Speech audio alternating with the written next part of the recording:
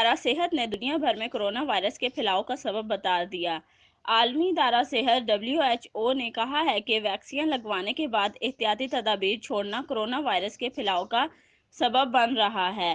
Media report کے مطابق WHO نے کہا کہ دنیا بھر میں کرونا وائرس کیسز اور اموات میں اضافہ ویکسین کو نجات دہندہ سمجھنے کے باعث ہو رہا ہے۔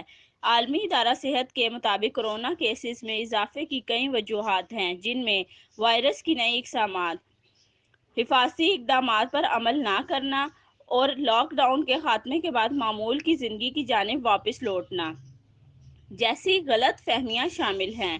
WHO کے ترجمان مارگریٹ ہیرس کے بقول وبا میں اضافے کی ایک اور یہ وجہ غلط تاثر بھی ہے کہ ویکسین آنے کے بعد اب یہ وبا ختم ہو جائے گی۔ ان کا کہنا تھا کہ لوگ اس غلط فہمی کا شکار